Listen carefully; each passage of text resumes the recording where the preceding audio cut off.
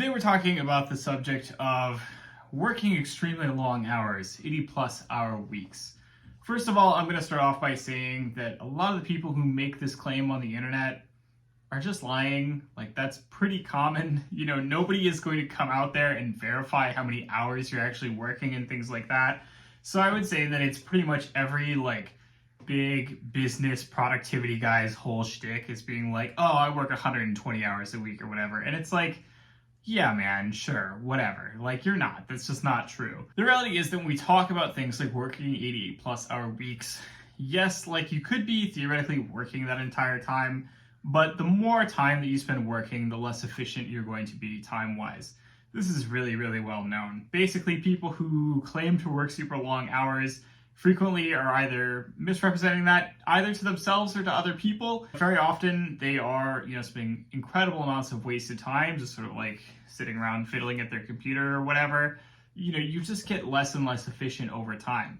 There are people who can work in, say 4 hours a day and get as much done as somebody who works 12 hours a day, right? And a lot of the people who are bragging specifically about how many hours they work are probably that second kind of person, the kind of person who is not really necessarily understanding, the quality-quantity difference here. They're very much the quantity type person. And also, to be extremely clear, I think that there is this huge conflation of work with things that are not quite work, but also not quite play, which includes things like, chores, cleaning up around the house, cooking, running to the store, whatever.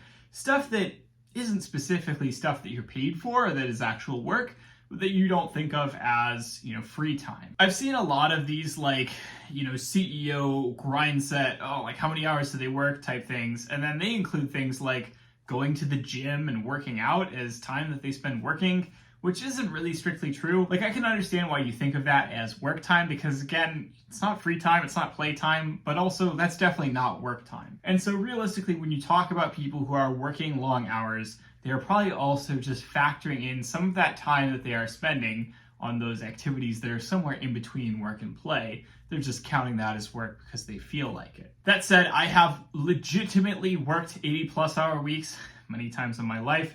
I've talked and written in the past about how I don't necessarily believe this is a good idea for most people. It's not something most people can really sustain for long periods of time without starting to experience burnout. I myself went through a phase essentially in 2022, which was like a really, really busy year for me.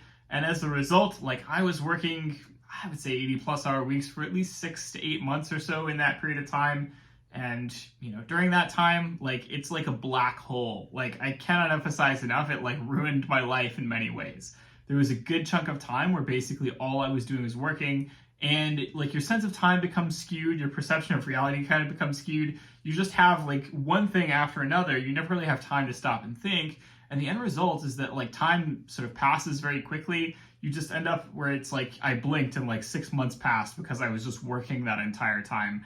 And, nothing else happened. I've had the flexibility to work from home this entire time, and working from home is both a blessing and a curse.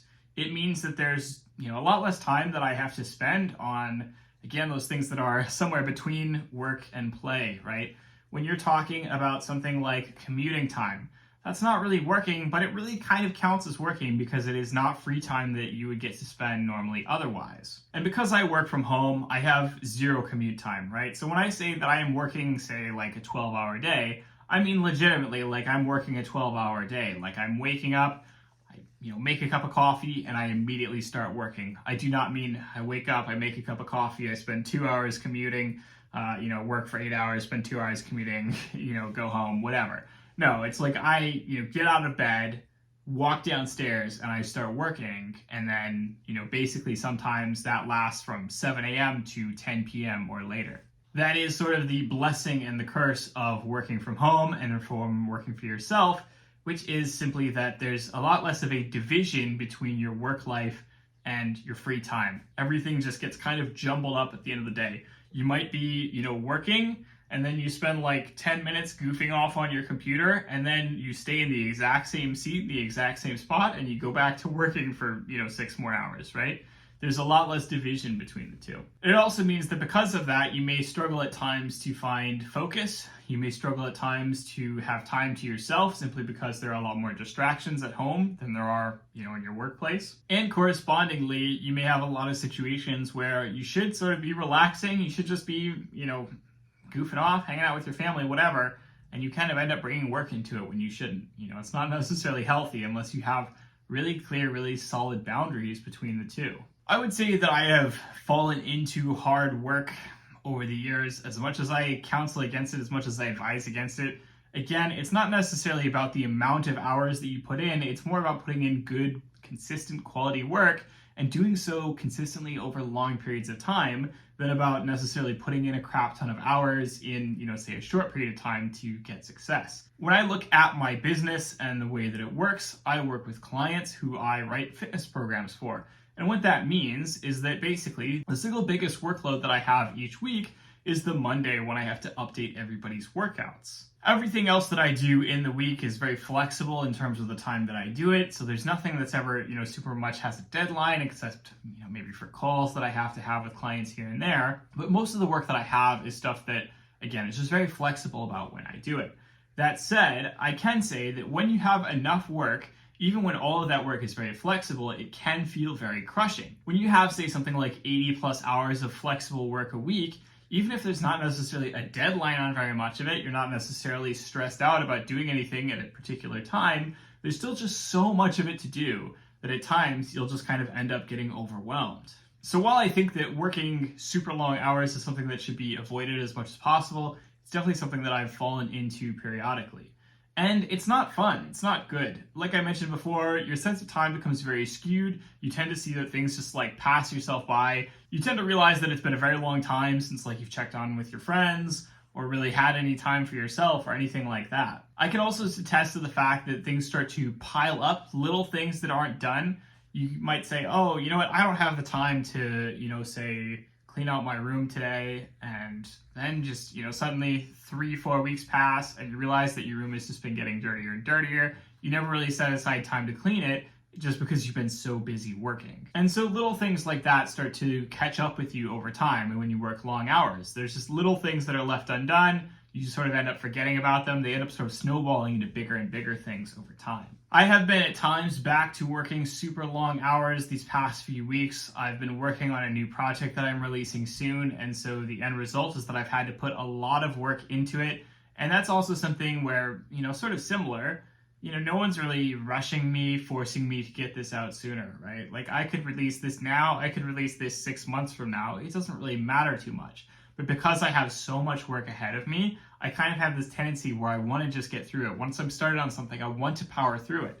And so this ends up in situations where it's I realized that I spent, 3 days overhauling a website or something like that, nonstop with no other anything else that I'm doing, simply because I just kind of got stuck in on it with my head and I, just couldn't get out of it. It sort of trapped me. That's the reality of working super long hours, is that life just sort of passes you by. And that's not necessarily a great thing. As much as these grind set guys can talk about how, hard work is great and building a business is cool and all that, yeah, but it also sucks a lot of the time too.